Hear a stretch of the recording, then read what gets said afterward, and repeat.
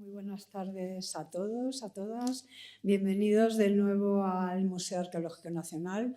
Es un placer que nos acompañen esta tarde y, en primer lugar, no quiero dejar de saludar y darle una cordial bienvenida a la antigua embajadora del Sudán en España, la señora Maha Suleiman Ayud, que nos acompaña en esta sala y bueno, muchas gracias por su asistencia en este acto y también de su participación, ¿no? Como supongo comentaremos luego, ¿no? Comentaréis.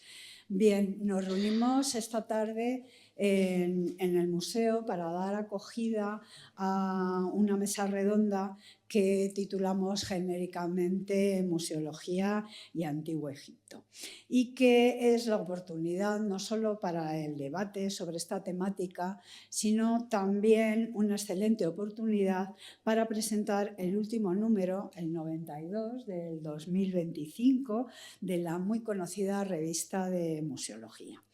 La revista de Museología es una publicación periódica especializada en museos y patrimonio que lleva a cabo la Asociación Española de Museólogos, que tiene una larga tradición, ya que inició su andadura en 1999, es decir, hace algo más de 30 años.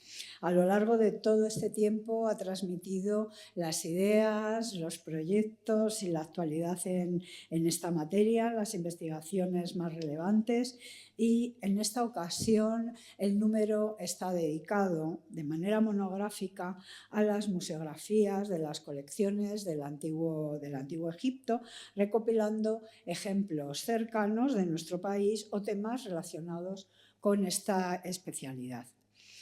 El museo vio especialmente adecuada la celebración de este acto porque, si bien Egipto se presenta como un mundo fascinante, ¿no?, para la arqueología, sigue estando de actualidad por lo que se refiere a la presentación de colecciones. Un ejemplo, ¿no?, el Gran Museo Egipcio del Cairo, de reciente creación y próximo quizá a inaugurarse, a abrirse en todas sus salas, algo que está en la mente de todos, ¿no? Pero por parte del museo también hemos estado atentos a todas las renovaciones llevadas a cabo en los últimos años, como por ejemplo la del Museo Egipcio de Turín, cuya reforma presentamos el año pasado a través de su directora operativa, Samantha Asaya, en el marco del Encuentro de Museos Arqueológicos Europeos.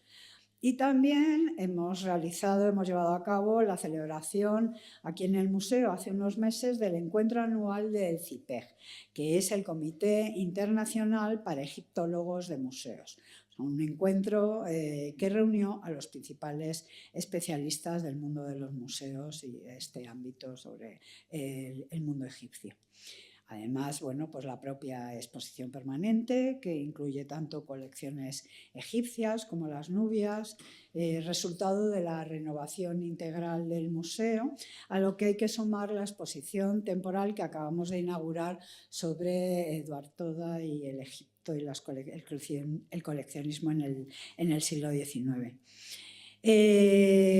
Así que, bueno, pues la presentación y el debate de la presentación de esta revista en este momento nos pareció una buena ocasión, pues, para tratar sobre casos concretos y temas diversos de actualidad relacionado con las prácticas y los enfoques en los museos para mostrar e interpretar los objetos de las personas que vivieron en el Valle del Nilo en el pasado, ¿no? La forma en la que se exhiben esas piezas, las historias que cuentan, es decir, la narrativa museística y la experiencia que ofrecen a los visitantes.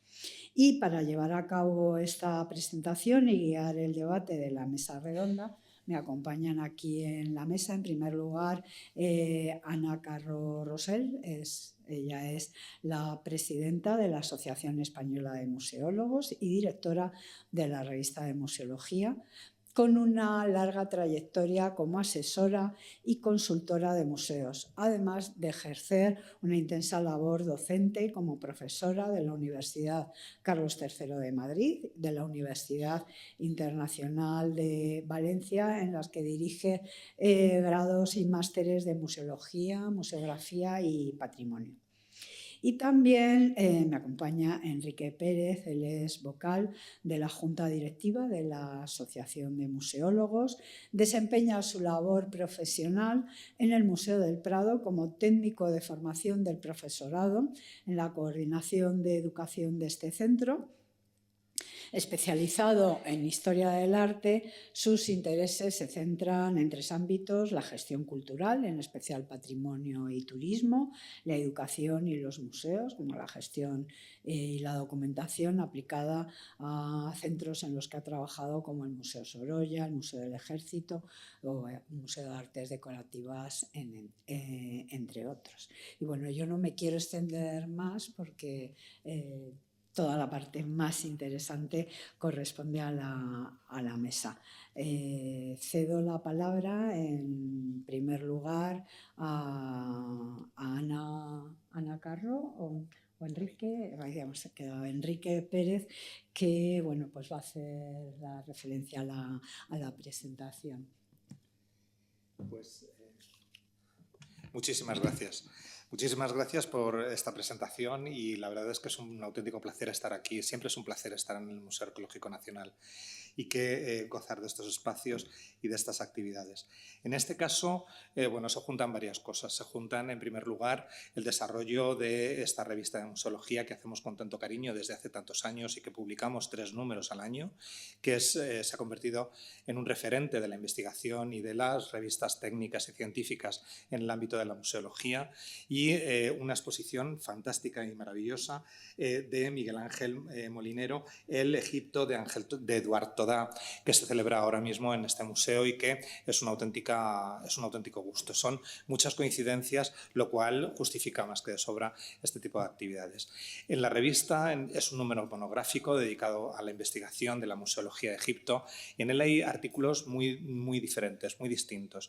Muchos de investigadores españoles, pero también de otras zonas y que tratan de otros museos internacionales, para que podamos ver un poco las líneas y las directrices de la investigación en egiptología y en sus museos en distintos y en diferentes ámbitos.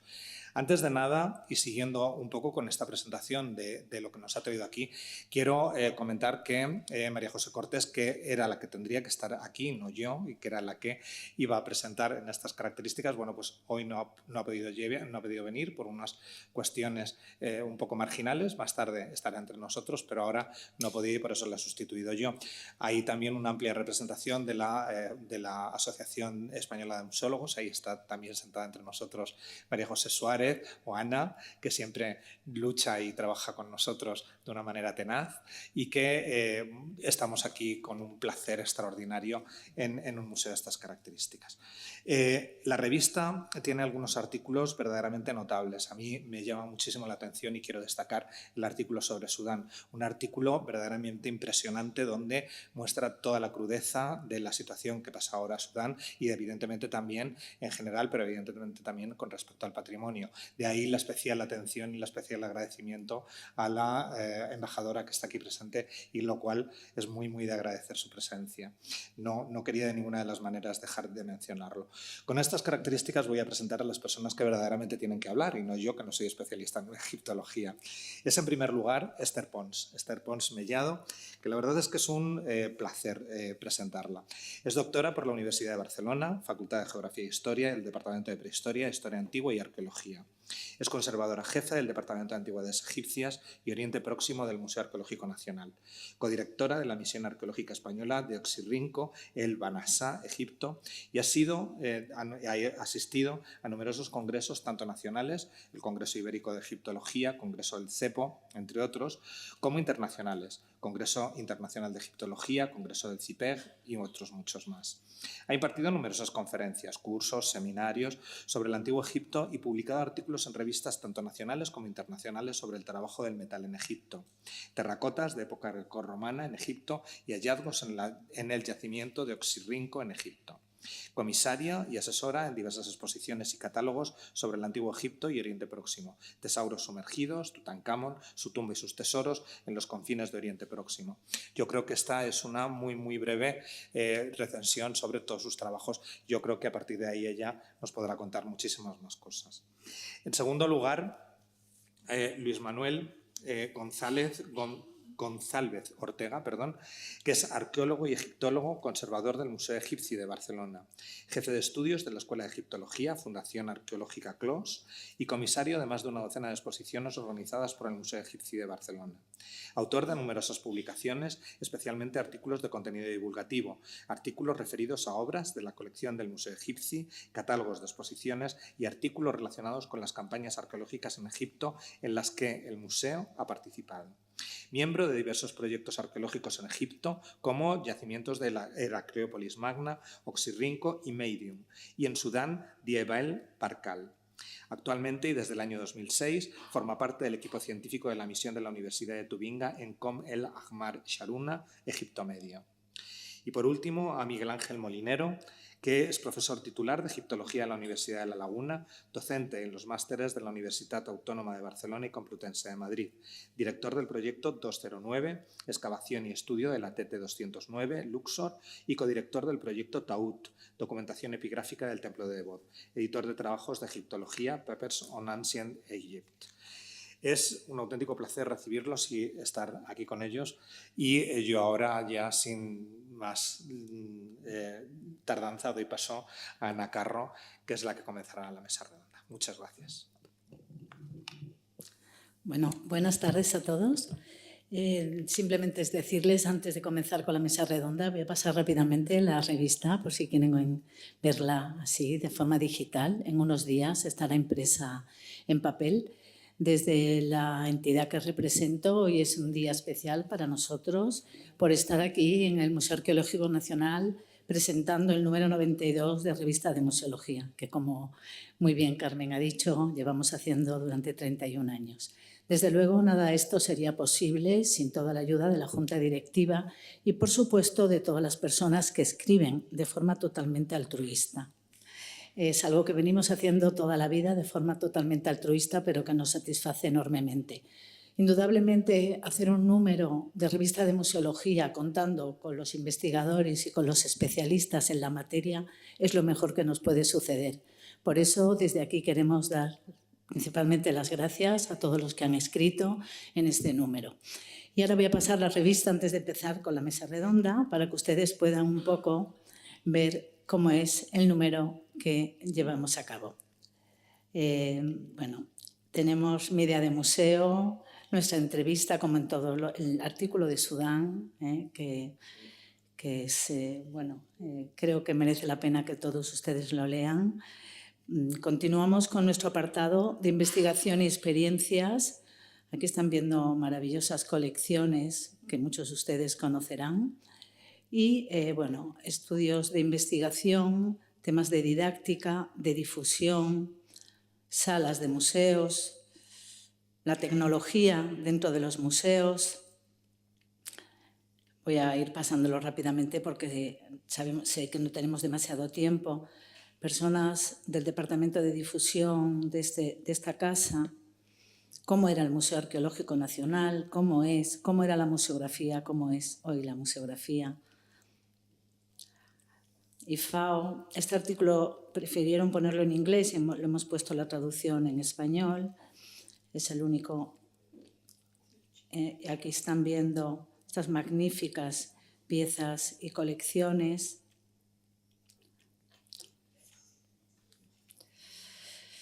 Turín, solo ver las fotos, creo que todos estaríamos deseando volver a verlo. Aquí están viendo estas magníficas colecciones. El artículo de conservación y restauración, además de la exposición de Eduardo Toda, que, como ha dicho Enrique, pueden ver. Bueno, es muy rápido, son 144 páginas dedicadas a Egipto. Vamos a comenzar con la mesa redonda, con las tres personas que nos acompañan. Por supuesto, muchas gracias, que han venido desde Barcelona, desde Canarias, y comenzamos hablando del perfil profesional. A ver, Esther, al combinar tu experiencia como arqueóloga de campo con tu rol como conservadora de museos, ¿podríamos decir que encarnas el tándem perfecto? ¿Qué significa? ¿Qué sinergias aporta esta doble perspectiva en el ámbito museístico? Hola, buenas tardes. Muchas gracias por esta pregunta. Buenas tardes, muchas gracias a todos. Y bueno, antes que nada quería dar las gracias primero al Museo Arqueológico Nacional, porque desde el minuto 1 sí nos... ¿se oye? Perdón. Nos dijo sí a poder presentar aquí la revista. Y en nombre de mi compañera Isabel Olves y en el mío propio queremos dar las gracias a Ana y a toda la revista de Museología, porque bueno, desde el primer momento pues confiaron en nosotros para poder coordinarla. Así que muchísimas gracias, porque para nosotros ha sido un placer y un orgullo poder hacer este monográfico que bueno, que yo creo que ha salido bien. No nos vamos a engañar. Así que muchas gracias. Bueno, yo creo que, y lo digo muchas veces, que el trabajo del museo es muy importante, pero para un arqueólogo, para una arqueóloga, evidentemente, creo que tendría que ser casi 50-50. No es un extra el ir a excavar, sino que tendría que ser parte del trabajo de todo arqueólogo, esté trabajando donde esté trabajando. Quiero decir que estás trabajando en la universidad, en mi caso es el museo, ¿no? Porque enriquece como investigadora, enriquece desde luego como persona que estudia este tema y enriquece como persona. No es lo mismo trabajar en un museo, que prácticamente tienes pues todo, no iba a decir todas las comodidades, pero tienes las piezas, tienes los libros, afortunadamente tenemos internet y podemos buscar mucho, que ir a trabajar a un país totalmente distinto, con una cultura totalmente distinta, pero que evidentemente te apasiona. Cuando estudiamos piezas en el museo, sabemos o pensamos de dónde han venido. Vienen de Egipto, muchas de ellas, como son colecciones privadas, no sabemos exactamente dónde han sido encontradas las piezas. Podemos saber si han sido encontradas en Luxor, en Saqqara o por el Cairo, pero no sabemos exactamente. Y el poder ver, entre comillas, entre vivo y en directo, las piezas parecidas a las que tenemos en el museo y que las vemos dónde están, en qué lugar concreto, en una necrópolis, en una ciudad, en un templo, y por qué están en este sitio y no están en otro, yo creo que es importantísimo para el estudio, para la investigación y para comprender más el pasado, porque comprendiendo el pasado vamos a comprender muchas cosas de este presente y desde luego les vamos a dejar un futuro pues mucho más culto, si me permiten la palabra, a generaciones futuras que están dando fuerte, no nos olvidemos, ¿eh? Nosotros ya tenemos una parte recorrida, nos queda mucho, pero también es verdad que tenemos una generación joven que da fuerte y que quiere hacer. Entonces yo creo que tiene que ser complementario, se tienen que hacer las dos cosas y por eso es importante que las propias administraciones eso lo tengan en cuenta, sea del museo, en este caso es lo que me compete a mí, pero sea también de una universidad, que es importante que se vaya a excavar. Entra dentro del trabajo de un investigador, de un arqueólogo, que para eso se ha estudiado y se ha especializado en arqueología. Luis, tu perfil es bastante parecido desde el Museo Clos de Barcelona. ¿Crees que es el tándem perfecto? ¿Qué aporta esta doble perspectiva? Sí, yo antes de contestar a la pregunta, agradecer también, casi no necesito... Ya lo he visto. La organización, tanto por lo que se refiere a la revista como a Esther Pons, que de hecho fue la que nos propuso el participar como articulista, los redactores del artículo en este número, y sobre todo pues manifestar un agradecimiento por parte de mi entidad. Mi entidad es una entidad privada, ¿no? El Museo Egipcio de Barcelona nace de una iniciativa personal, de un coleccionista, que forma una colección. Alrededor de esta colección, la Fundación y el museo, pues, desde el año 92, pues, ha ido generando una serie de actividades, sobre todo pues, de promoción, estudio y difusión de las culturas del mundo antiguo, especialmente el Egipto faraónico. Y digo esto esto porque cuando empezamos en su día, ahora la situación ha cambiado bastante. En el año 90, aunque parece que hace poco tiempo, todavía no estaba demasiado bien considerado desde los círculos académicos, la universidad, el hecho de que entidades privadas asumieran pues, este rol, ¿no? De tocaran la cultura, era pues, como algo intocable, algo sagrado, como un tabú, y bueno, tuvimos en su día que ir superando, no, tampoco era una dificultad excesiva ni tampoco una presión, pero bueno, era un rum que había en torno a nuestra actividad, que siempre, bueno, a nosotros lo que nos servía es para mejorar y ser pues, lo más rigurosos y posible en nuestra tarea. Por eso, con el paso de los años, creo que hemos ido demostrando siempre, eso sí, con un horizonte pleno de aprendizaje, hemos de aprender todavía, seguir aprendiendo, seguir perfeccionando muchas cosas, seguir teniendo cuidado, pero podemos sentirnos pues, orgullosos, ¿no? De haber elaborado esta tarea. La pregunta, arqueología, yo hablo como conservador y arqueólogo, yo soy más arqueólogo que conservador, yo soy conservador por circunstancias, porque me tocó el hacerme cargo de una colección, de un museo y todo lo que conlleva, pero entiendo, a ver, yo hablaría desde dos puntos de vista. El arqueólogo ha de estar el arqueólogo en su faceta como recuperador de objetos. Vamos a dejar lo que la responsabilidad y la función del arqueólogo que va mucho más allá, pero en este aspecto de la recuperación del objeto, ayudado, eso sí, siempre de restauradores y conservadores sobre el terreno. Sin ellos no sería posible el mantener en buen estado, como mínimo, en el mismo estado de conservación en el que se ha encontrado este objeto.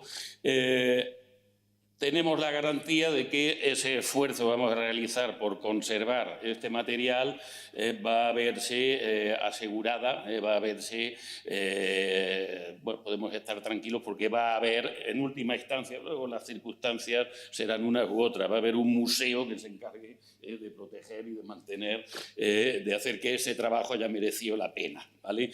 Y por otro lado, pues desde el punto de vista del conservador, hay que saber apreciar mucho también ese material que llega al museo, ha llegado a través pues, de un proceso también de tratamiento, de cuidado, de atención, de desafío. O sea, no es fácil que un objeto llegue en buenas condiciones a un museo, ha tenido que pasar por unas circunstancias que hacen que han de ser reconocidas y han de ser valoradas y apreciadas. Por tanto, es una reciprocidad, un sentimiento que va en doble sentido, ¿no? De poder vivir desde los dos lados desde las dos partes esta situación, pues bueno, hace pues, que sea más fácil de entender y sobre todo pues, de seguir con esta tarea y seguir llevando a cabo este trabajo y esta función. Miguel Ángel. En la investigación, en la universidad, pero indudablemente tu papel es importante en el engranaje museístico, porque de hecho eres el comisario de la exposición que el museo tiene ahora de Eduard Toda. ¿Qué crees que aporta tu perfil al mundo de los museos? Bueno, primero, buenas tardes. Muchísimas gracias por invitarme a estar aquí. Muchísimas gracias a la comisión editorial de la revista de Museología por invitarnos en plural, porque somos dos comisarios en la exposición, Andrea Rodríguez Valls y yo, por invitarnos a participar en el número de la revista. La invitación además nos pilló en el momento de conceptualización, el tránsito entre la conceptualización de la exposición y su plasmación ya en espacios y en vitrinas y los elementos que lo acompañan, con lo que nos sirvió para reflexionar qué estábamos diciendo, qué estábamos haciendo y cómo lo queríamos decir. Nos permitió convertir en palabras esas ideas. ¿Qué es lo que puedo aportar? La investigación, en realidad. La exposición es un resultado de una casi esto es anecdótico, pero que ha sido toda mi vida como investigador. Yo me licencié en el año 84 y muchas de esas piezas tienen números escritos en 1984 por esta mano. Fue mi primera labor profesional, estuve un año trabajando en el Museo Arqueológico Nacional, luego ya no se repitió la experiencia hasta ahora, con lo que ha sido además un reencuentro con la institución en la que empecé, y para mí ha sido muy impactante volver a trabajar aquí, y le agradezco muchísimo a la institución que aceptaran la propuesta y además que nos hayan dado tantísimas facilidades para estudiar la colección y luego todo lo que lleva consigo el crear la exposición. La exposición tiene una doble vertiente. Hemos siempre tenido que investigar sobre las piezas, que era lo que menos habíamos investigado. Muchas son muy conocidas, es evidente. El rostro de ataúd, que es una de las imágenes emblemáticas del museo. Bueno, varios rostros de ataúd. Muchísimas de las piezas forman parte de la exposición permanente, pero hay más de 1 millar de piezas que estaban en el almacén, que individualmente no son probablemente tan llamativas, salvo que empieces a estudiarlas. Seguramente nadie se ha fijado. Hay una cabecita de 1 centímetro de lapislázuli. Cuando la vean, van a tener que verla con el móvil para ampliarlo. Es magnífica técnicamente. Y una cabecita así de lapislázuli, eso tiene que venir de un taller real. De manera que, y es una pieza inédita. En el almacén había auténticas joyas que, estudiadas en conjunto, empezaban a decir mucho más que individualmente, aunque haya excepciones como la que he mencionado. Y luego además hay otro elemento que acompaña la exposición, que es la historiografía. Hace 20 años, por casualidad, empecé a trabajar sobre historiografía y alguien me dijo: no trabajes sobre historiografía, eso es caballo perdedor. Y bueno, pues no me importa haber perdido si supone haber podido colaborar en el montaje de esta exposición, que probablemente muchos de los visitantes van a ver solamente las piezas, porque claro, se centra en las piezas, pero tan importante como la pieza es el discurso historiográfico que las acompaña, que es a veces un poco más difícil. Hay que leer los textos, que además creamos demasiado largos. Tuvimos un proceso de 1 mes de recortar textos porque queríamos informar demasiado. Tal vez uno de los esfuerzos grandes que hemos tenido que hacer ha sido el de síntesis, porque queríamos decir demasiadas cosas y luego no podían pasar. De hecho, yo me he fijado, la mayoría desgraciadamente no, pero muchos de los visitantes pasan sin leer el discurso, y esa parte historiográfica está en los textos que acompañan a las piezas. Por ponerles un ejemplo, hay unas cuantas piezas predinásticas, una vitrina con piezas predinásticas, todo el mundo las conoce. Hoy, 2025, no nos llama la atención. En 1886 probablemente fueron las primeras piezas predinásticas que llegaron a Europa. Entonces, son ese tipo de cuestiones las que hemos intentado combinar en la exposición. El análisis de un material muy rico, que parcialmente, no todo, claro, pero al menos en parte todavía estaba en los almacenes y que merecía darle una vuelta, y realmente investigarlo. Y luego además el discurso historiográfico para contextualizarlo, cómo se formaban las colecciones. En la exposición hemos querido mostrar esa sala que está con unos señores y señoras egipcios y que están mostrando de alguna manera el lugar donde toda compraba sus piezas, que seguramente serían cajitas que se transportaban. Tenemos textos del momento en el que se dice, junto al barco, en la expedición al Alto Egipto, ha llegado junto al barco un vendedor, pues probablemente llegó con una caja o envueltos en una cesta, y nos ha bajado toda y más pegó, y se han puesto a mirar cosas, dice por ejemplo Wilbur, y se han puesto a mirar las pequeñas piezas. Pues esas cajitas que están en una de las mesas pretenden recordar ese espacio, ese contexto en el que se compraron las piezas. A lo mejor esperemos que de una manera a veces un tanto inconsciente probablemente o subconsciente puedan llegar a los espectadores. Pero en realidad la exposición es esa combinación fundamentalmente de 2 líneas de investigación. Bueno, para continuar, como arqueólogos, egiptólogos, porque al final lo que quiero que digáis vuestra sincera opinión de la relación entre el museo y la universidad. Son 2 entidades educativas. En los museos se investigan, las universidades indudablemente, aunque no sean obvias. ¿Cómo es esa relación? ¿Es la relación es la que debe de ser? Creo que desde la universidad se debería incentivar la visita a los museos, ¿no? Se hace siempre. Yo es que empezaría antes. El museo ya se ofrece a nivel educativo, sea el objetivo que sea, ya pues desde primaria. O sea, la universidad al final es un resultado del interés de...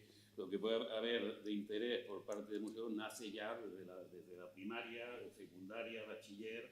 Hablo desde la perspectiva de nuestro museo, que siempre ha hecho desde el primer momento hincapié pues, la atracción del público, al final, el que es el público más fiel, el público infantil, juvenil. Hay que decir, con la pandemia, fueron lo que representó un cese de actividades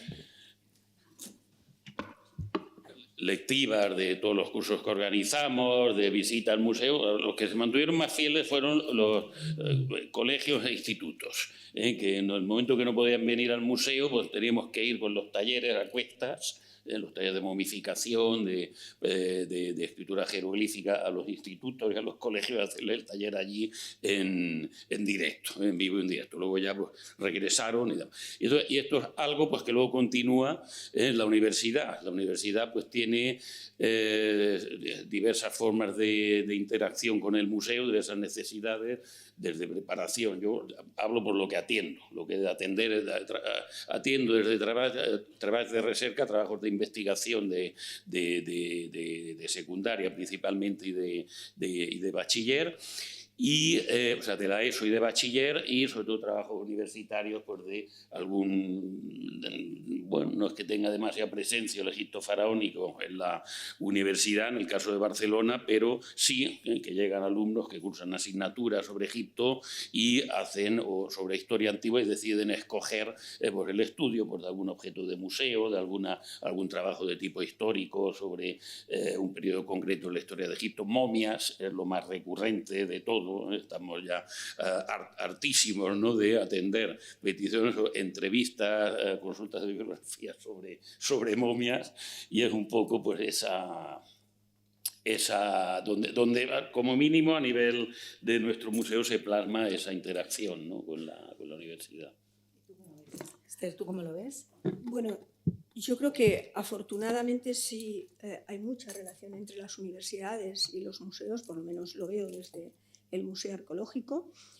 Muchas veces bueno, se hacen prácticas los alumnos que están haciendo algún máster. Es verdad que tiene que haber convenios entre las universidades y el museo, y los alumnos hacen prácticas. Es una manera que vean otra vía distinta a la que han conocido como estudiantes o a la que están conociendo como estudiantes la universidad como tal, que vean que hay otras vías cuando terminas, que puede haber otras, como puede ser el museo, y además el hecho de que cuando vienen a hacer prácticas, sí, evidentemente trabajan o tocan piezas, digo entre comillas, porque si se está haciendo un trabajo, pues ellos colaboran, se les muestra todo lo que estamos haciendo y nos ayudan también. Y eso es otra forma que me parece a mí importantísima, que el estudiante que está a punto de acabar sepa que hay otras formas también, que hay otra forma de futuro, y que además se le dé mucha importancia a la arqueología, y por qué no a que sean en el futuro futuros arqueólogos, que esa es también la idea.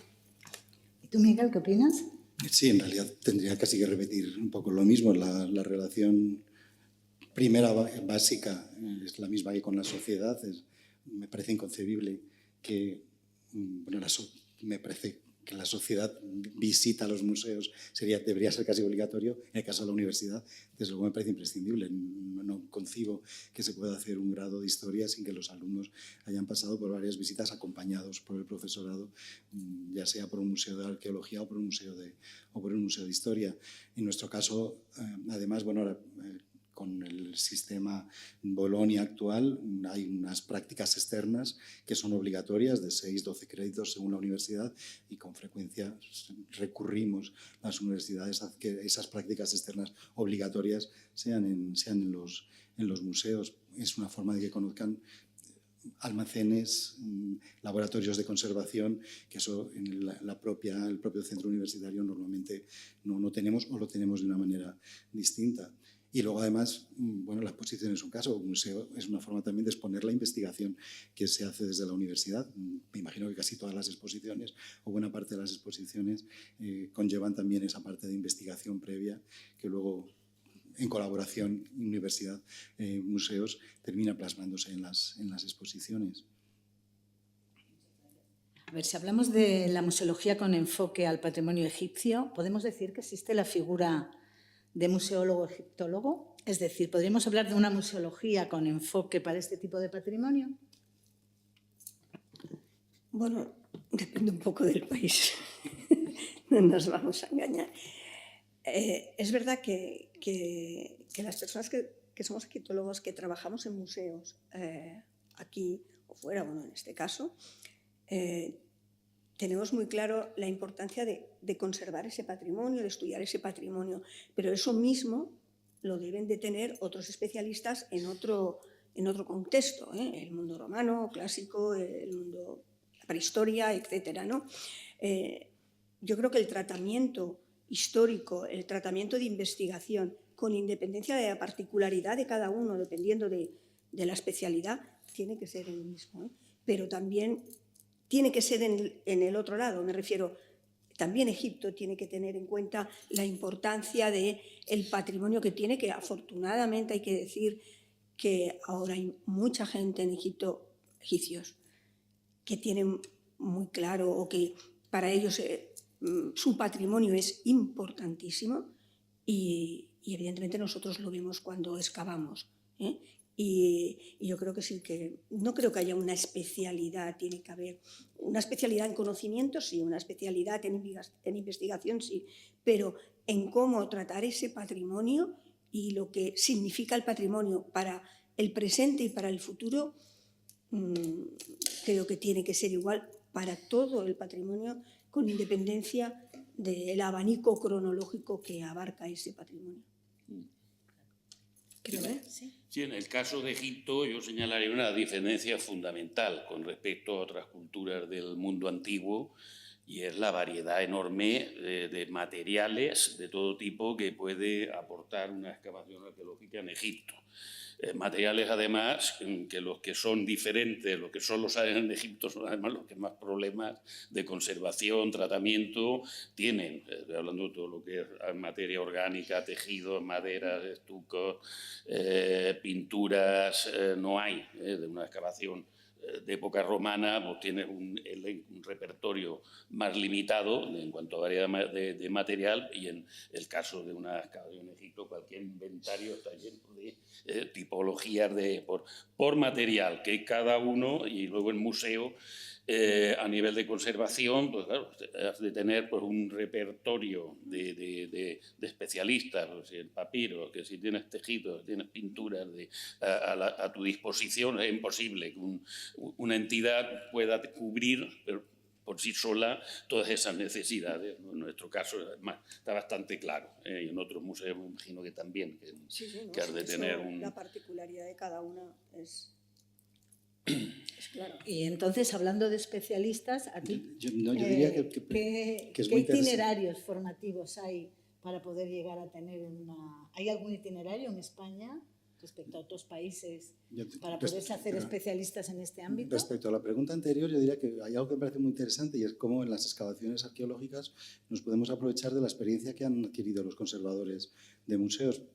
Por lo que decía Luis Manuel, cuando te vas a excavar te encuentras una cantidad enorme de materiales en el curso de una excavación que hay que resolver rápido los problemas de cómo conservarlos, o bien en el propio yacimiento o en el almacén más cercano donde las autoridades egipcias nos hayan indicado que lo depositemos, y necesitamos tener el conocimiento previo de qué es lo que se ha hecho en los museos para poder conservar esos materiales, para poder trasladarlo allí o adaptarlo con frecuencia de la forma más rápida posible. Y luego la segunda pregunta que me decías, luego la siguiente, la formación. La formación específica, es decir, ¿existe una formación específica en España respecto a otros países para especializarse en este campo? Vamos. En realidad, desde el punto de vista universitario, la Unión Europea, todos nos manejamos en los mismos marcos. me imagino que ya nadie lo dirá, pero cuando yo empezaba todo el mundo decía, es que no hay una cátedra de egiptología, y como no hay una cátedra, bueno, es que en la Universidad Española no hay cátedras. Hay catedráticos y catedráticas, pero no hay cátedras. Hay áreas y departamentos. Entonces no podemos pedir lo que no existe. Y eso es algo que se repite continuamente. Se sigue diciendo, no puede ser egiptólogo porque no hay cátedra. No, mire, tampoco hay cátedras de historia de Roma y hay especialistas en historia de Roma. Pero como una salvedad.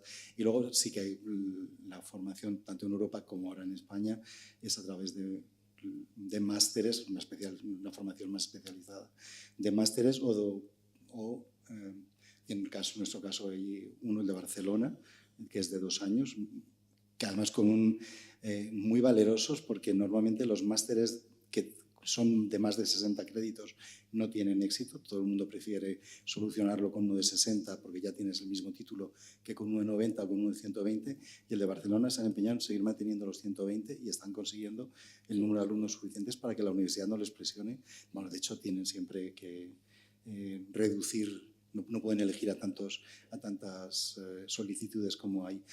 Y al mismo tiempo están también surgiendo otros títulos propios en otras universidades que permiten también, no son títulos oficiales, pero permiten también esa formación en paralelo. De manera que tenemos tanto la vía del conseguir un título oficial, un máster oficial, como conseguir un título específico de una universidad que no es un máster oficial, pero que también permite adquirir esos conocimientos. En todos los casos en tercer ciclo, claro. Siguiente. ¿Qué reconocimiento y prestigio ostentan los estudios egiptológicos desarrollados en España en comparación con otros países con mayor tradición en esta disciplina? Bueno, Hombre, todo depende, como la canción. La arqueología, ¿no? La arqueología ahora mismo. Yo creo que actualmente, es verdad que yo siempre digo que hace algunos años, algunas décadas, éramos el patito feo. A ver si se entiende como que realmente había muy poca gente excavando en Egipto, pocos investigadores que se dedicaban a la egiptología, y en cuestión de 20 años, ahora hay mucha gente. Y creo que lo demostramos no solo excavando, sino yendo a congresos nacionales e internacionales, sobre todo internacionales, en las que cada misión o cada proyecto aporta diferentes temas en esas ponencias de los congresos, y no solamente uno general, sino como hay diferentes especialistas. No se puede entender una excavación arqueológica en Egipto ni en ningún sitio, pero en Egipto mucho más, yo creo, si no hay un equipo multidisciplinar de arqueólogos, egiptólogos, epigrafistas, restauradores, antropólogos, bueno, y más, no me quiero extender en ese aspecto. Y es importante porque cuando vamos a los congresos, evidentemente, la gente ya sabe, los especialistas, de los que nosotros hemos considerado siempre los tradicionales, alemanes, ingleses, franceses, italianos, etc., ya nos conoce todo el mundo, ya sabe que vamos a ir y que vamos a dar diferentes ponencias de acuerdo a la especialidad de lo que se haga en esa misión. Y yo creo que eso es importante, y que cada vez hay más, cada vez hay más, con más. Bueno, yo creo que el prestigio, yo creo que casi es prácticamente muy similar. Antes no, pero bueno, nos lo hemos ganado a pulso, hemos hecho mucho esfuerzo. Siento, pero hay que decirlo, que hemos hecho mucho esfuerzo en que eso realmente... Como el cuento de Andersen de Beth, ¿no? Que el patito feo se convierte en cisne, la egiptología española se ha convertido en cisne, y no estoy haciendo propaganda de la Complutense y su logo.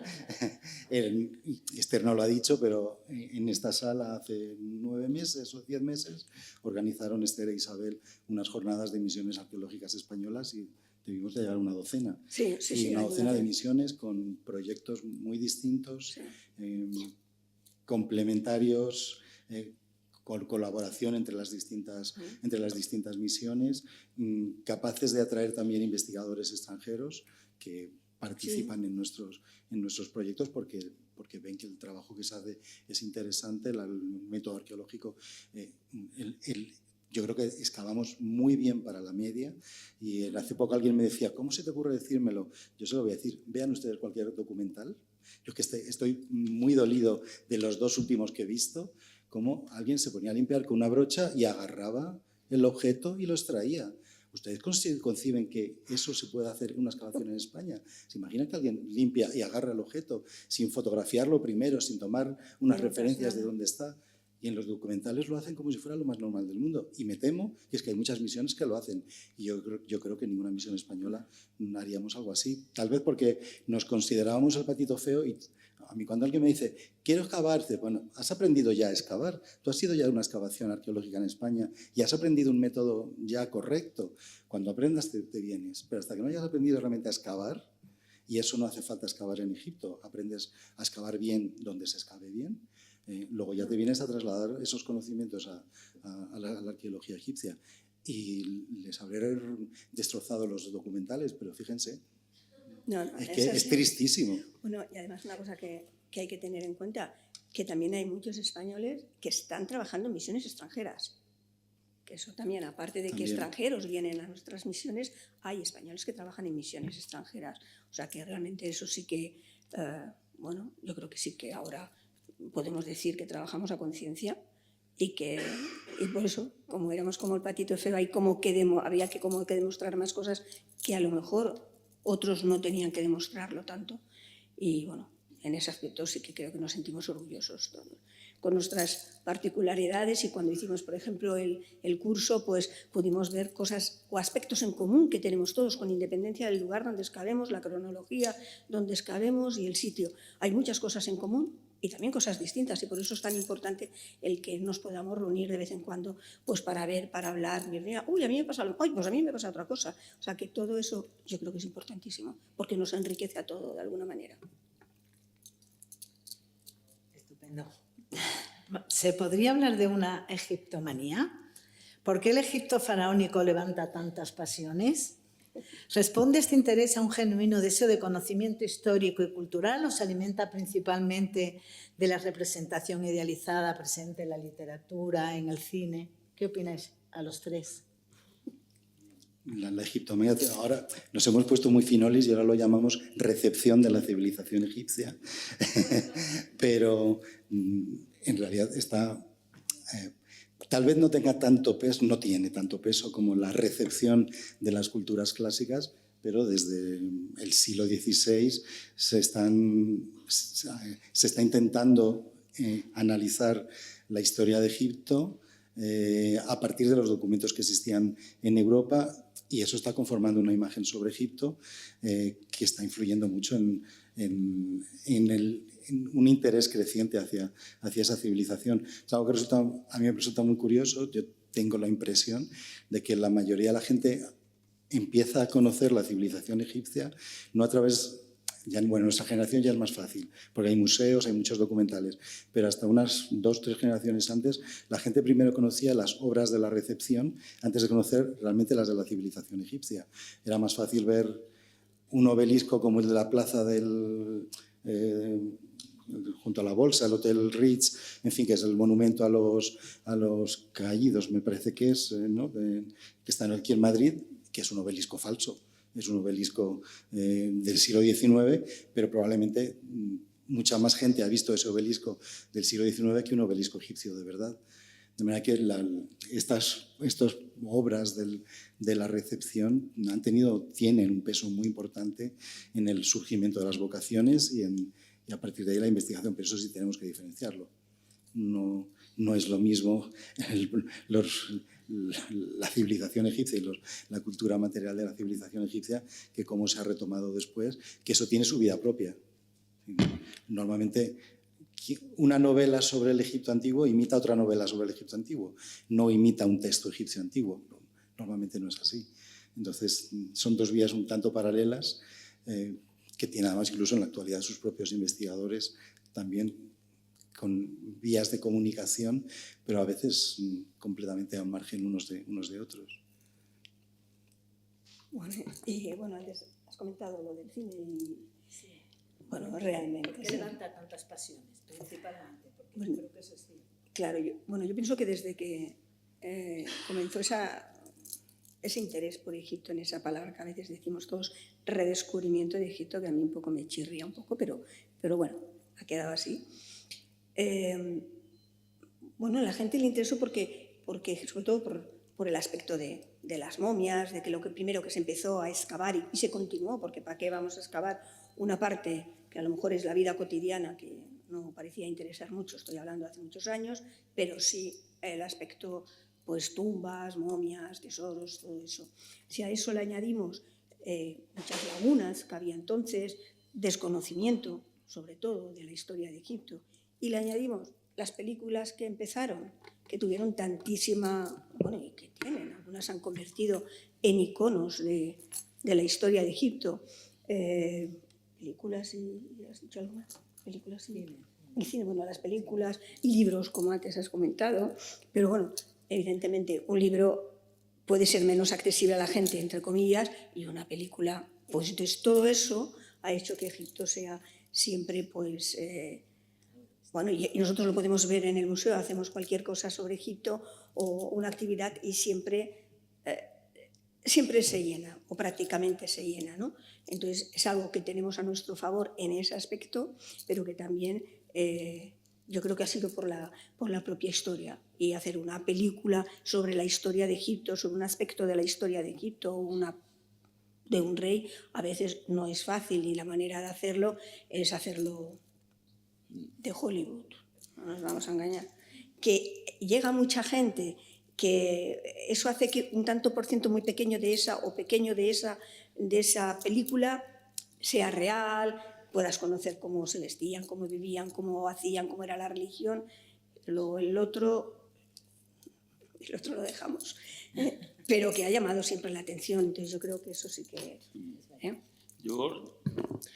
Yo tengo que decir un par de comentarios, siempre lo comento a veces con el señor Jordi Clos, que es el coleccionista, el creador de la colección y de todo el proyecto y la aventura esta del Museo Egipcio de Barcelona, que siempre se lo digo, el mérito, tú tienes gran parte del mérito, pero hay mucha parte del mérito que es de los egipcios. Esto que has hecho con una colección de cualquier otra cultura no funciona.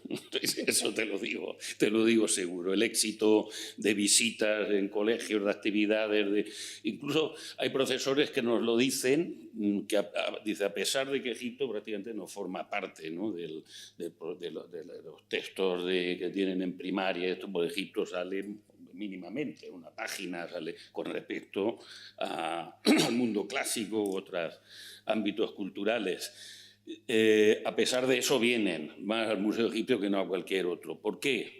Porque es que Egipto tiene, dice, de lo poco que tenemos hoy día los profesores en nuestra disposición para captar mínimamente la atención de los chavales y las chavalas. Hablar de jeroglíficos, de momias y tal, ya tienen un toque de atención y explicas cualquier otra cosa y es que ni te miran. Y es un comentario bastante extendido, recurrente, incluso por los profesores lo comentamos y es un sentir bastante general, ¿no? Esto de Egipto, hombre, yo siempre digo lo mismo, griegos y romanos ya hablaban sobre Egipto, admirados, criticando y tal, tenían interés sobre Egipto, hablaron y nos dejaron un montón de testimonios, ¿no?, de ese impacto que les causó esta civilización, ya varias veces milenaria antes de que llegaran ellos a esta tierra. El color, por ejemplo, naturalmente una estatua de Fidias es impresionante, pero con lo que conservamos ahora de los relieves están en blanquito, que tuvieron color, pero ya no lo tenemos. Los objetos egipcios, salvo algunas estatuas, objetos de madera, todos están llenos de colores. Solamente comparas uno con otro y resulta mucho más atractivo para un crío, para una cría, al ver esos objetos con tanto color. Y luego, claro, la imagen que nos hemos creado, que probablemente no se corresponde con la que tenían los egipcios sobre la muerte, eso atrae mucho también de la civilización egipcia, porque al final es un problema o una situación a la que nos vamos a ver enfrentados todos, o que nos hemos visto enfrentados a través de nuestras familias, y resulta muy atractivo, muy interesante cómo lo solucionaron ellos. Por mucho que en gran parte de lo que nos hemos lo que decimos sobre la concepción egipcia de la muerte, yo creo que los egipcios no se reconocerían en ello. Pero bueno. Pero yo creo que estarían contentos de decir, madre mía. Sobre todo porque implica repetir mucho su nombre y eso sí que sabemos que les importaba. Que su nombre se volviera a leer, eso sí que era importante. Eso sí es muy importante. Bueno, y no deja de ser impresionante. Hace poco leía, mi nombre no lo va a saber nadie dentro de 100 años, pero nosotros seguimos leyendo los nombres de los egipcios. Pasas delante de una estela y va... Senedjem, el que tenemos expuesto. Senedjem. Pues eso que para ellos era muy importante, seguimos haciéndolo 3.000 años después, seguir repitiendo su nombre. No, y para nosotros también el hecho de...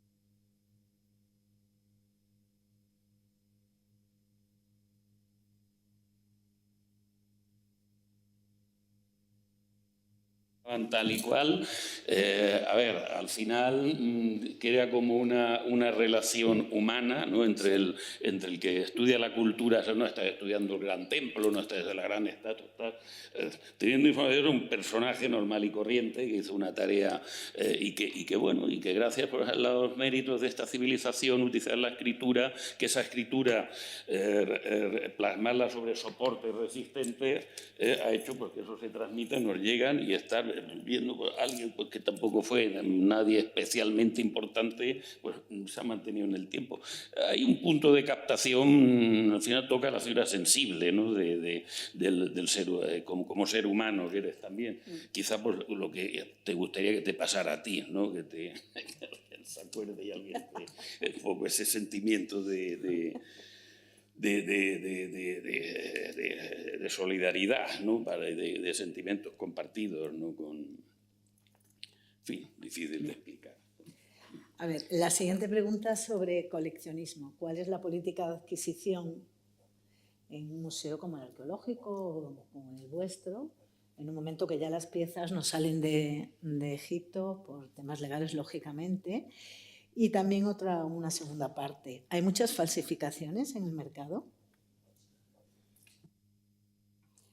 Bueno, la primera parte sí es verdad que por lo menos colecciones egipcias salen pocas y ventas también, pero bueno, lo primero que hay que decir es que el museo como tal no puede comprar, que no es autónomo, pero es verdad que se hace un informe, creo que más sabe Carmen Marcos, pero se hace un informe, pero realmente se pide la documentación. La persona que quiere vender una obra tiene que tener la documentación en regla. Quiero decir, no se puede, es que era de mi abuelo. No sé por qué, muchas veces es que era de mi abuelo, de la abuela nunca, no sé. Pero no, tiene que tener los padres para que se pueda hacer un informe y se pueda decidir si eso se compra o es una donación, que también lo hay, pero en el caso de Egipto hay menos. ¿Y la otra qué era? Sí, el tema que sería muchas las falsificaciones. Sí, realmente sí. Pero bueno, yo creo que las adquisiciones en materia de arqueología pues es complicado porque el museo, el Estado no va a adquirir piezas, como decía Esther, de las que no conozcamos su procedencia y que estén en norma y sean legales. No se van a adquirir piezas que hayan salido de Egipto de manera ilegal o con una factura que no lo tienes nada claro. Entonces, el incremento de colecciones en ese sentido pues es complicado, pero es la realidad que tenemos. Están las colecciones que existen, hay otras maneras también a través de exposiciones temporales, con préstamos de piezas para enriquecer y mejorar esos discursos, pero tanto en Egipto como en otras especialidades pues no es fácil. mejor en arte, pues se pueden adquirir obras de manera más sencilla. En arqueología tenemos que tener en cuenta la legislación internacional y nuestra propia legislación. Entonces no hay grandes ingresos, eso es cierto, pero tenemos que luchar por la protección de ese patrimonio arqueológico y es nuestro papel no fomentar el tráfico ilegal o ilícito. Sí, bueno. Eso es claro, ¿no? Que un museo no puede adquirir ninguna obra de forma ilegal. Pero bueno, no sé si existen muchas colecciones particulares o algunas colecciones particulares y por otro lado, también por curiosidad, si se ponen en el mercado falsificaciones. Y colecciones particulares van saliendo.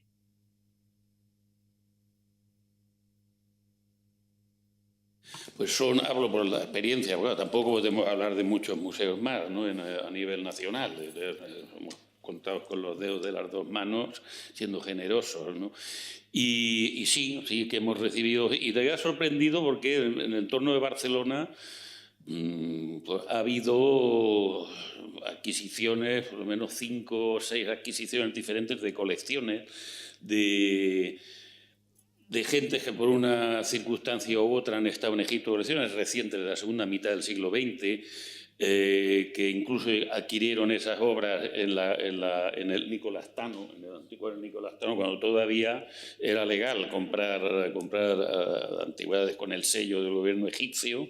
Incluso pues, han llegado estos certificados, los tenemos, esto es precioso, aquellas tarjetas con la expertización a pluma detrás del Nicolastano.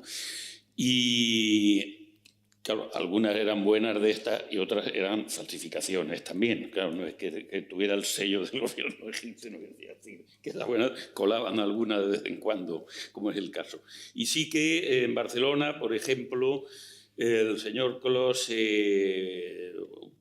ha hecho siempre el esfuerzo de toda colección que ha llegado como oferta a museo, pues quedársela en el hacer un esfuerzo económico y tal, y sobre todo pues, primero asegurarse pues, de la procedencia legal de esas piezas. Pero, tampoco son obras especialmente importantes, son pues, grupos de objetos más sencillos, estatuitas en bronce, amuletos, de un poco lo que se podía comprar en Egipto en aquel momento.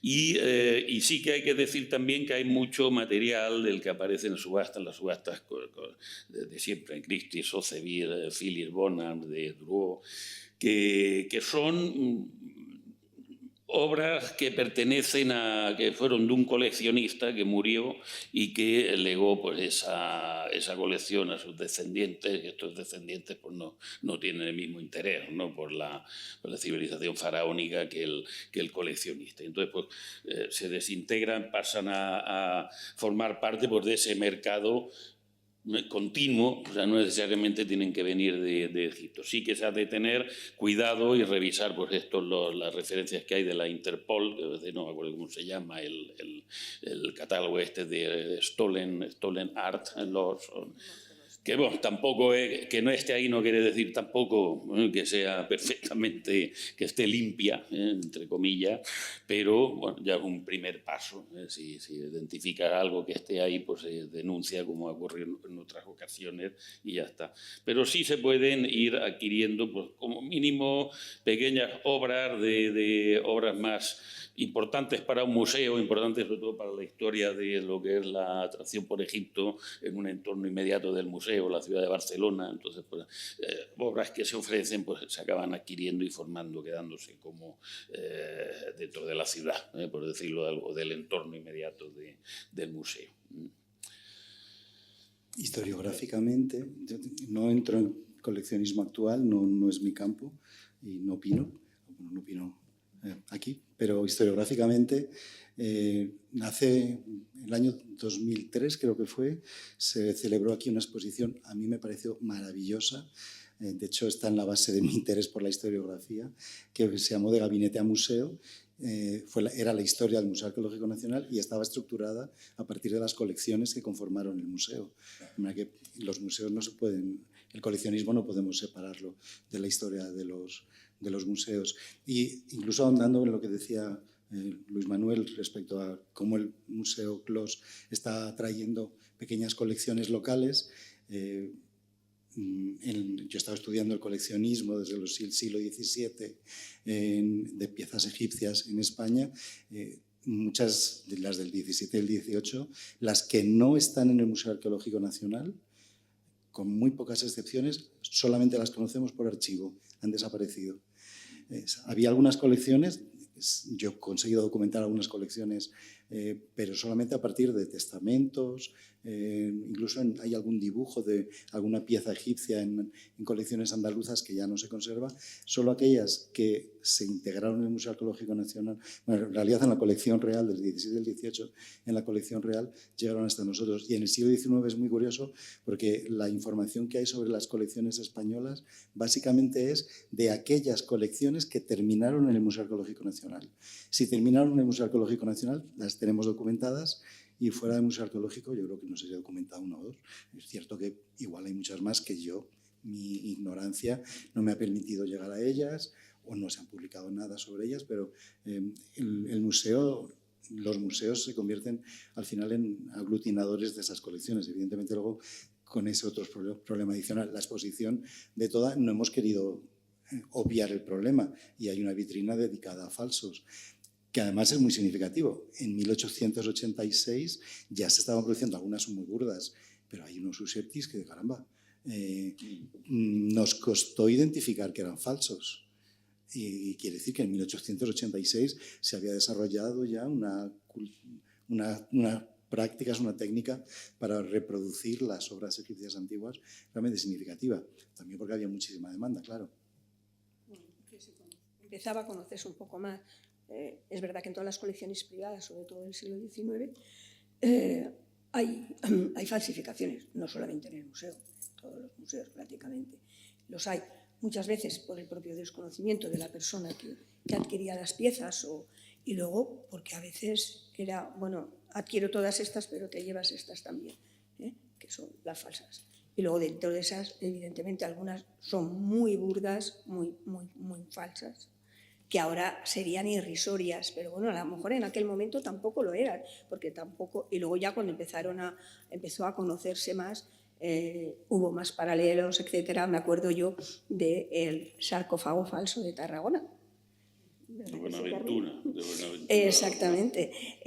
Bueno, pues parecía mentira que algo pasara como real, como auténtico, esos fragmentos de un sarcófago egipcio, bueno, con inscripciones y texto y representaciones egipcias de dioses y la Isis, el Osiris, que son, bueno, que te caes ahora, pero en aquel momento pasaron como auténticas o hicieron pasar como auténticas. Había que decir que también aquí habían llegado los egipcios y entonces habían estado y se encontró en Tarragona hasta que, bueno, pues llegó gente más especialista, en este caso era alemán, y dijo, pero ¿no os dais cuenta lo que es esto?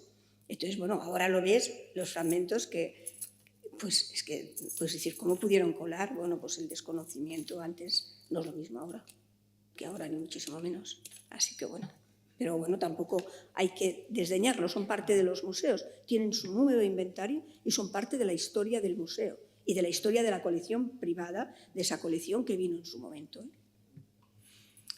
Los falsos egipcios de Yecla, del Cerro de los Santos, que incluso se llevaron a una exposición internacional. El Museo Arqueológico incipiente de ese momento las llevó a una exposición internacional. Y allí digo, hombre, fijaos lo que estáis exponiendo. Y los hacía el joyero de Yecla. Bueno, y para la última pregunta, leemos por los medios, bueno, leímos hace poco que en el último trimestre de este año se inaugurará el Gran Museo Egipcio, eso parece. ¿Qué creéis que va a suponer este museo, más allá de su grandiosidad? Vosotros que imagino que sabéis más que el resto de los que estamos aquí. Bueno, esperemos que se abra en otoño definitivamente. Ahora se puede ver, ¿eh? Ahora una gran parte del museo se puede ver, tiene 12 salas bien grandes, vamos, que no es cualquier cosita, tiene una escalera con una cantidad, antes de llegar a las salas, de grandes estatuas magníficas, o sea, la colección es magnífica, pero ellos querían hacer una inauguración a lo grande, a lo faraónico, no nos vamos a engañar, sobre todo porque había que traer todo lo que fuera Tutankamón, creo que Tanis también, etc., ¿no? El otro museo no lo van a cerrar, el Museo Tajarí, sino que lo están un poco remodelando poco a poco y sacando piezas de almacenes. Bueno, yo creo que será muy importante sobre todo para la historia de Egipto. A mí, personalmente, decir que me gusta, y alguna cosa que no, pero me gusta, yo lo he visto, y yo creo que será importante, pero bueno, creo que hay alguna serie de aspectos que, sobre todo, por ejemplo, si ponen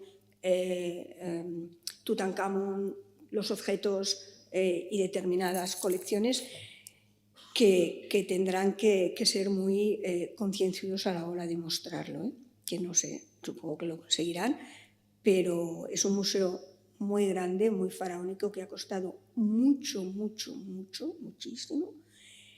Y bueno, para Egipto será muy importante poder tener un museo de última generación, por decirlo, aunque como continúe mucho dejará de ser última generación, pero bueno, un museo moderno muy grande, y para Egipto es muy importante, evidentemente. Nuevo, Egipto además están abriendo y remodelando muchos museos, sobre todo en la zona del Mar Rojo, y muchas de las piezas arqueológicas que se han encontrado en las diferentes misiones las están llevando a estos museos.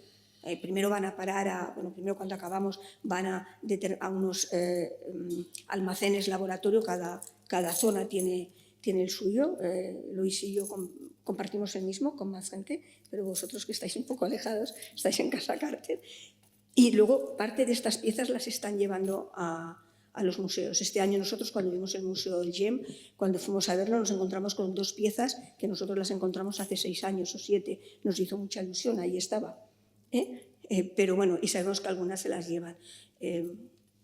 La idea de Egipto es remodelar los museos, abrir nuevos museos con una perspectiva de futuro del siglo XXI, y bueno, yo espero que lo consigan. Es una manera de mostrar su historia, pero también hacia los propios egipcios, que conozcan su historia, la respeten desde que son pequeñitos, porque los llevan a todos los museos. Yo los viernes hay montones de niños, colegios que los llevan, y yo creo que eso es importantísimo, y espero que continúen evidentemente haciéndolo.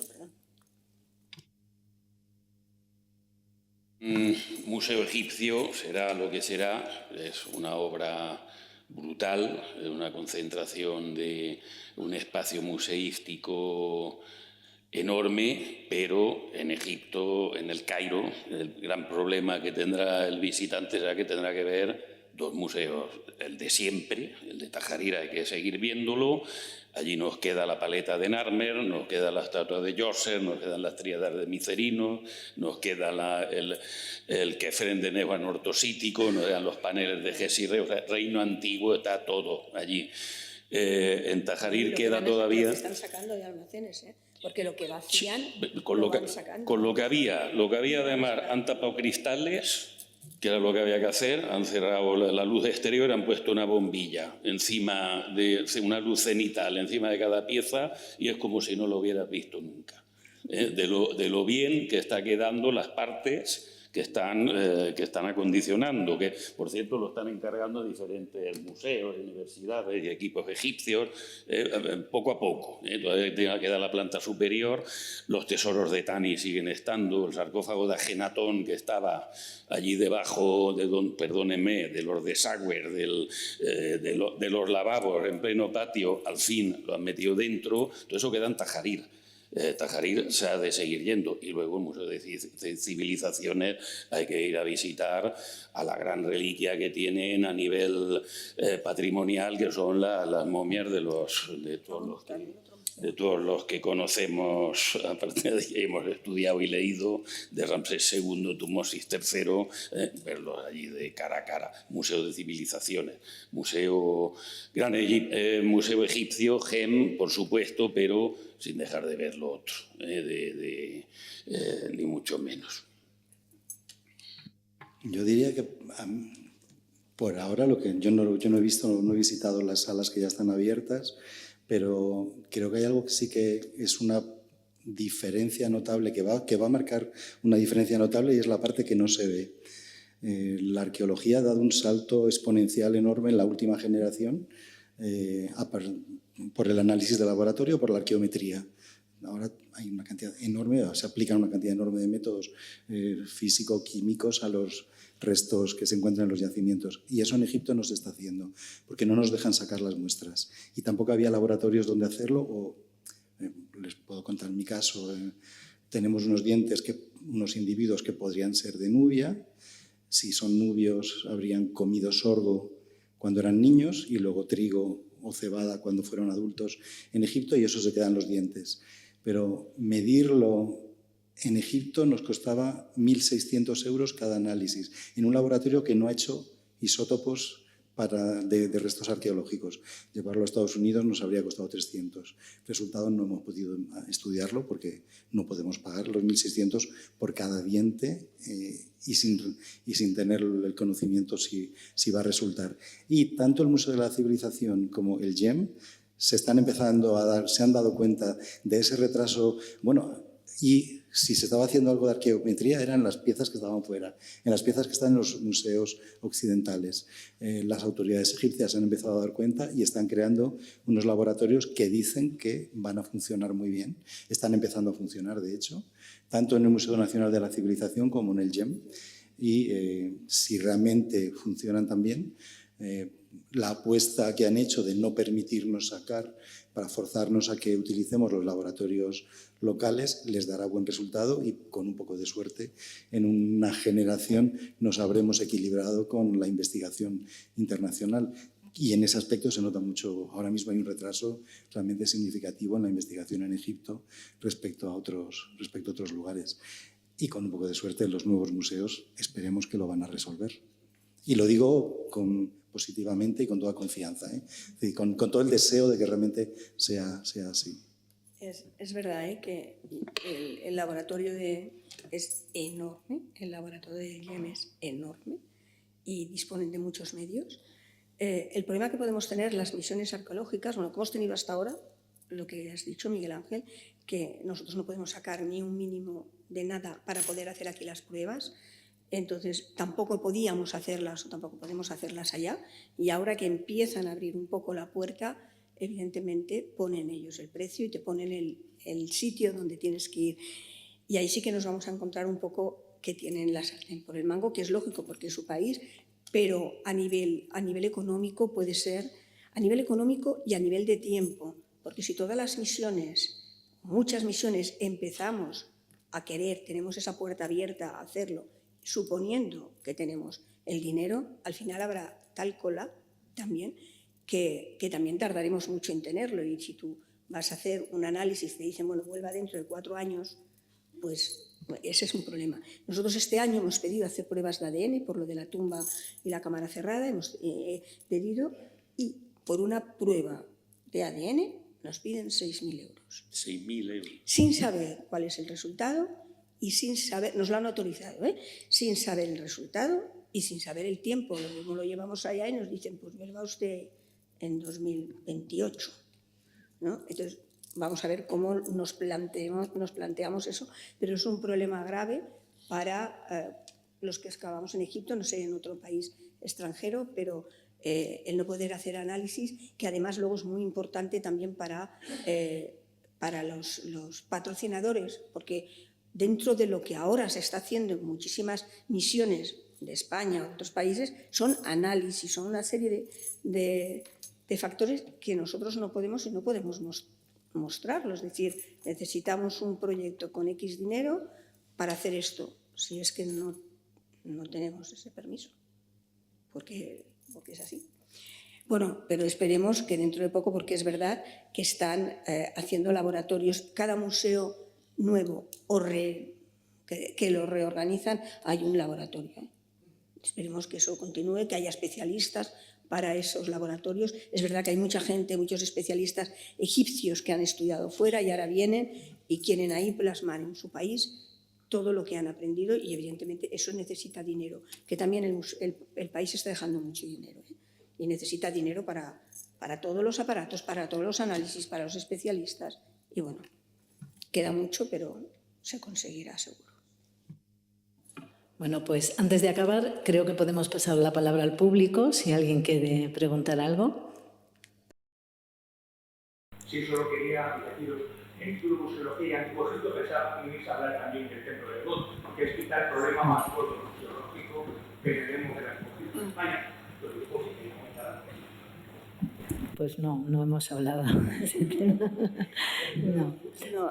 No. La verdad que nos lo planteamos, Sí. Es verdad, pero es un problema museológico, pero nos planteamos como museos y teniendo en cuenta el espacio que hay para la revista y que queríamos contar con especialistas extranjeros, porque en el fondo extranjeros egipcios, porque creemos que esto es un tema claramente egipcio, por supuesto, y nos planteamos pues, este museo, ya que Isabel y yo éramos las coordinadoras, plantear este museo. Hay artículos también del Departamento de Restauración y del Departamento de Difusión.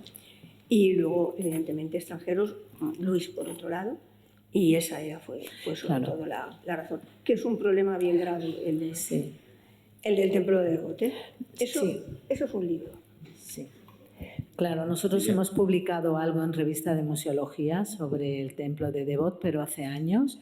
Pero cuando nos planteamos un monográfico de estas características, todas las páginas son pocas. Nos parecía fundamental siempre metemos una exposición, siempre metemos un artículo de conservación y restauración en museos, y por otro lado, como ha dicho Esther, había que contar no solo con el Museo Arqueológico Nacional, que es la institución de referencia en España, con los distintos departamentos, y por supuesto con la Fundación CLOS, y por otro lado queríamos meter artículos extranjeros. La revista tiene 144 páginas, eso es tremendo, y hasta ahí es donde podemos llegar. Pero bueno, estamos abiertas a publicar y a que nos escriban sobre distintos temas en Revista de Museología. Bueno, ¿alguna pregunta más por parte del público? Yo diría, Sí. pues ya que ha lanzado el guante, que me temo que vamos a tener que seguir con la misma lucha. El templo de Debod sigue descubierto y no hay forma de conseguir que el ayuntamiento acepte que debe cubrirse. Y me temo que, yo me imagino que por parte de la egiptología la respuesta va a seguir siendo la misma que hasta ahora. Queremos que se cubra. Y no vemos otra solución si queremos realmente que sobreviva. Otra cosa ya es la perspectiva de los responsables de la arquitectura, de monumentos, que insisten, del ayuntamiento, que insisten en que el tiempo pasa para todos los monumentos y que también pase por este. Pero bueno, creo que mejor no nos resignamos, ¿no? Y que seguimos intentando que de alguna manera se proteja mucho más de lo que está en la actualidad.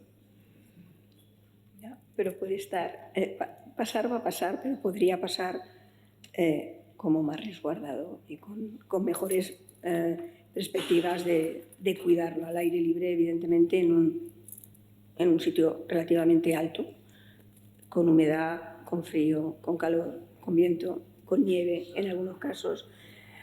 En fin, está haciendo bastante daño.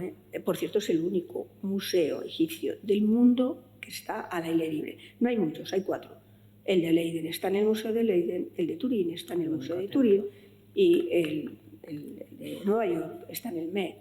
Y pues, queda muy bonito, realmente está muy bien, queda muy bonito, pero estéticamente es muy bonito, en la zona, el entorno, pero día tras día, mes tras mes y año tras año, el deterioro se va viendo. Sí. Alfonso Martín Flores, que es el conservador del museo, publicó hace 2 años un artículo analizando todo las necesidades que han tenido los 5 templos, bueno, más la puerta de Kalabsha de Berlín, los que están bajo cubierto, se limita a una inspección del conservador cada X meses. No hay que hacer nada, no hay que hacer gasto extra, no hay que hacer nada por el estilo. El templo de Bodh continuamente se está haciendo un gasto permanente y encima es un gasto que no está dando resultado. El moho crece por las piedras, se va consumiendo. Miedo que vaya más. Miedo que vaya más. Las pintadas últimamente, que se había respetado mucho tiempo, pero una vez ya que hubo una pintada ya ha habido 2 o 3 seguidas, de manera que incluso económicamente, es verdad, supone un esfuerzo enorme de una vez, pero una vez que esté hecho, el templo ya va a estar protegido. Si sigue así, el gasto va a ser el mismo a la larga, lo que pasa es que cada vez más deteriorado. Hola, buenas tardes a todos, a todas. Bueno, yo quería aprovechar la presencia de 2 conservadoras para haceros la siguiente pregunta. Es una pregunta de actualidad. Quería saber sobre el tema de el tratamiento de restos humanos. En varios museos, pues últimamente están retirando momias, y quería saber si este debate ha llegado a la comunidad científica de egiptología. Es decir, si se está hablando, si no se está hablando, si es algo que de momento pues se esquiva o si hay algún debate abierto. Bueno, a nivel de las momias egipcias, de momento no. Las momias siguen en el museo y, de hecho, a cualquier museo que se vaya europeo siguen estando allá, ya no digo egipcio, pero siguen estando allá expuestas y en el museo, porque realmente las momias están tapadas, no están al aire libre. Entonces, bueno, es verdad que ha salido ese tema, pero en el caso de las momias egipcias, de momento no tenemos ninguna noticia. ¿Verdad que no? Había una propuesta reciente por parte de... hicieron momias aquí en la Caixa, pues hizo bastante ruido así en los medios y tal, que había que dejar de utilizar el término momia, por respeto para referirse, y había que hablar de cuerpo humano momificado, o sea, como propuesta del mundo anglosajón, de los colegas anglosajones o de alguno que hizo hincapié pues, en esa... Bueno, al final son propuestas, en el caso terminológico, yo creo que los que utilizamos los términos hacemos un uso adecuado, procuramos hacer un uso adecuado de los mismos, desde el respeto, y en lo que concierne a la exposición, claro, un tema planteado aquí especialmente, que de momento va afectando pues, no sé, el Museo de América y otros museos que conservan momias. Nosotros pues, no nos ha llegado, claro, nos sentimos también aludidos, pero de momento, pues, como no hay jurisdicción, tampoco nadie ha venido, no sé si a nivel de Museo Nacional han dado algún toque o algo, pero... Sí, bueno, es un tema de debate actual y como señalaba Miguel, perdona, surge sobre todo del mundo anglosajón o del mundo del mundo también norteamericano, del mundo indígena y el respeto a los restos humanos, que es cierto que en estos casos pues, se encontraban a lo mejor en museos pues, cuerpos que pertenecían a familiares muy cercanos, ¿no? Pero creo que es una situación absolutamente distinta a lo que corresponde al mundo egipcio. Son 2 formas de ver el mundo, 2 situaciones que no tienen tanto que ver. No sé, yo por mi parte también entonces cabría preguntar, ¿no? al ámbito, a la población egipcia si están de acuerdo con que se vean esos restos o no. Creo que son cosas totalmente distintas. Nos están hablando de hechos culturales, esos cuerpos, esos rituales que forman parte de la historia y del pasado. Tampoco podemos obviarlos. Tampoco creo que estemos en el momento, ¿no?, más propio, ¿no?, del siglo XIX, ¿no?, el desvendamiento de las momias y el ver los cuerpos. Bueno, pues no, generalmente las momias ya no se desvendan por motivos de conservación y bueno, no se muestran con sus cartonajes y entonces, por lo que respecta a ese ámbito, en el Museo Arqueológico no hemos tenido ningún problema ahí al respecto. Pero creo que son dos discusiones, o una discusión que tiene dos ámbitos muy distintos, ¿no? La antropología norteamericana, que a lo mejor se ha extendido por todo el ámbito anglosajón y se ha extendido al resto del concepto de los restos humanos, ¿no?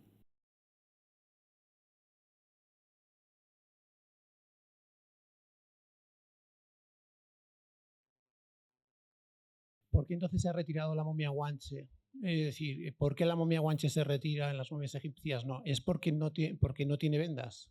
¿O porque se retira una momia y la otra y las otras se dejan? En el caso de la momia guanche, el cuerpo momificado, se mostraba el cuerpo desnudo, completo, ¿no?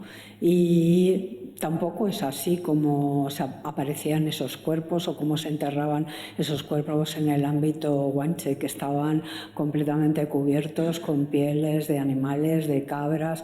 Tampoco muestra esa realidad, ¿no?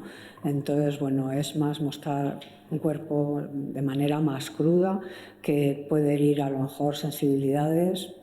Yo no sé, porque como soy arqueóloga, pues no tengo esa visión acerca de los restos humanos, pero bueno, la diferencia desde luego es notable respecto a lo que son mostrar pues, los cuerpos en el ámbito de Egipto.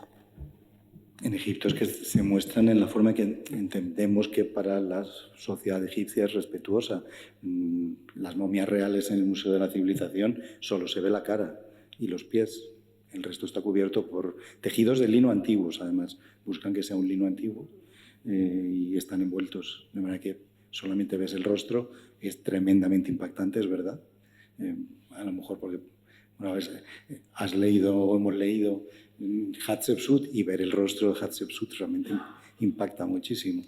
Pero como la propia sociedad egipcia, en su seno no hay un movimiento contra esa exposición, esa forma de exposición que entienden respetuosa, y probablemente ahí también la interrupción, se consideran herederos de la civilización egipcia, pero es mucho más antigua y han pasado otras fases históricas entre medias y no hay esa conexión, probablemente sentirlos como familia, y no hay un movimiento contra su exposición en el propio Egipto. De manera que la propia egiptología se siente, como decía Carmen, más afectada por la influencia norteamericana que por una reivindicación egipcia, que por ahora no se ha producido.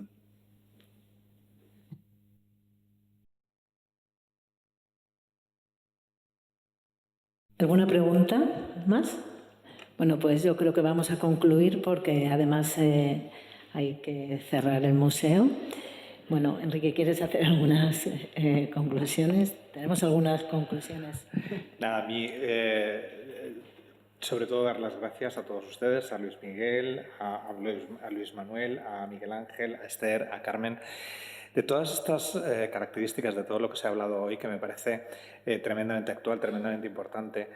A mí me gustaría destacar algunas cosas. Sobre todo me gustaría destacar la idea de un futuro abierto en la museología, un futuro abierto en la egiptología, un futuro abierto en esa remodelación que decían y que hablaban sobre todo los museos egipcios. Son ellos los que verdaderamente lo tienen que estudiar porque tienen allí las piezas y tienen allí el conocimiento, y eso creo que nos abrirá a todos un mayor saber, un mayor conocimiento y un mayor aprendizaje sobre esta cultura.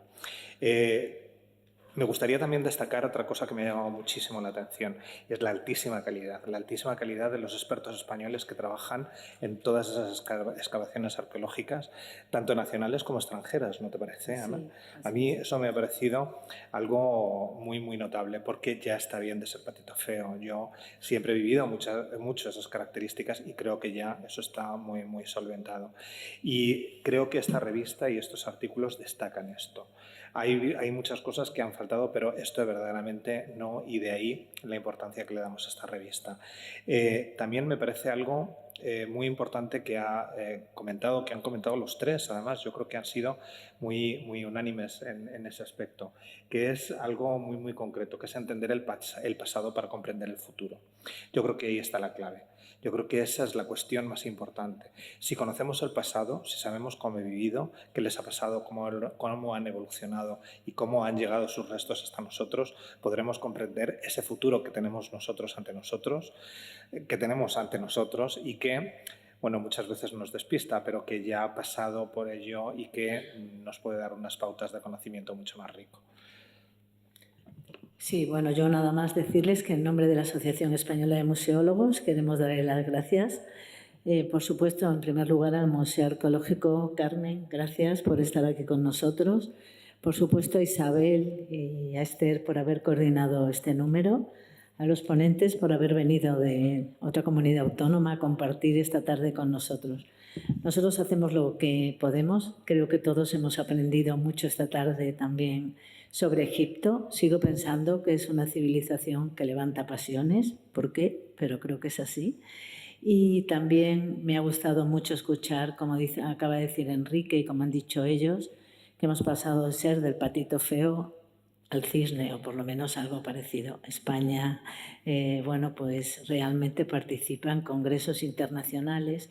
Y hay algo que me ha encantado que ha dicho Esther al principio del todo, la importancia de trasladarse a ese lugar, a poder ver in situ esas piezas que luego ellos, que están aquí en el museo desde hace tantos años.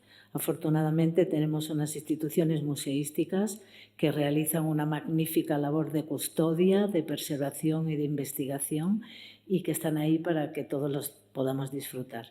Y nada más, muchas gracias.